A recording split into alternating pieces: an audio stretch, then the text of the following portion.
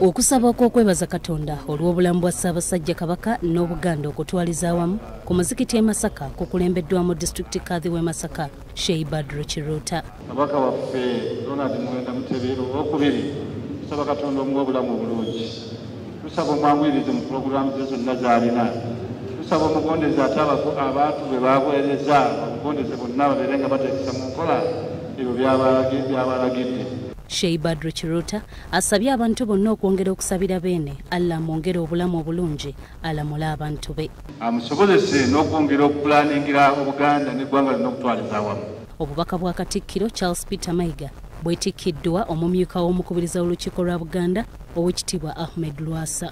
Nga tuli mu kaweefube ow'okuzza Buganda ku ntikko, kisaanidde okwongera amaanyi mu kwetangira n'okwetangira endwadde ez'enjawulo naddala Kenenya.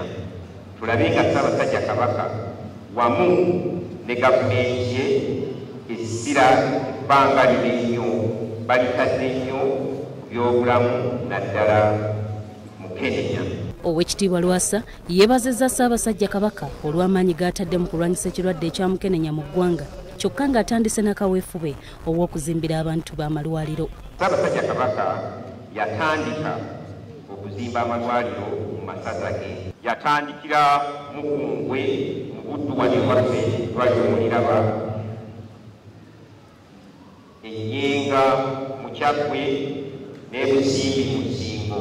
Oweekitiibwa Lwasa ku lulwe yeebazizza abasiraamu e Masaka olw'enkulaakulana n'obumu era n'abasaba bongere okwekwatira ku nsonga zaabwe olwo lwe bajja okutuuka ku bigendererwa byabwe. Bwe kuba kuzimba muzikiti, bwe kuba kuzimba Buisiraamu mu Buddu twe tulina okukola, tetulina muntu gwe tugenda kujuliza.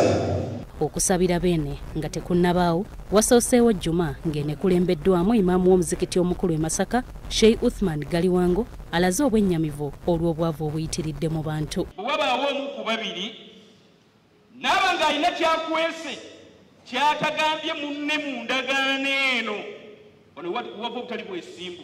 Mu mbeera y'emu abaddu ba Allah beeyiye ku muzikiti gwa Masjid Jamii e Mityana okusabira Ssaabasajja Kabaka nga Juma eno ekulembeddwamu Sheikh Awula Juma. Allahu Akbar. Ono akuutidde abasiraamu okubeera obumu wamu n'okwagala eddiini yaabwe. Bannange bakwiza okutya Allah subhanahu wa ta'ala, usiikum bittaqwallah, bakwiza okutya Allah subhanahu wa ta'ala. Mu kusaba kuno obubaka bwa Ssaabasajja Kabaka bwetikkiddwa omwami wa Kabaka amulamulirako essaza Butambala Katambala Haji Sulaiman Magala. Ono asabye abasiraamu okukuuma obumu n'okufaayo okugoberera amawulire amatuufu agava embuga. Ku lwange n'ab'omumaka gange ne ku Buganda bonna njozayoza nnyinimu olw'okuweza emyaka 7 egy'ekitiibwa. Twebaza Katonda olw'obulamu bw'awadde Ssaabasajja Kabaka era twebaza Katonda olw'ebyo byonna byamusobozesa okukola. Ssaabasajja Kabaka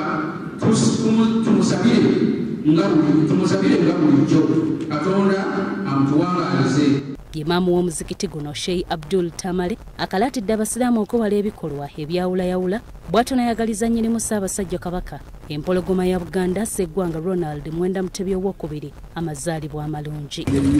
Ate ayongere okumuwa emikwano, engeri emu amwongere obulamu obulungi n'okutuyiriza era amwongere okumanya n'okutegeera abantu bonna batamwagaliza akyuse emitima gyabwe Allah babeere nga bakyaka okumwagala.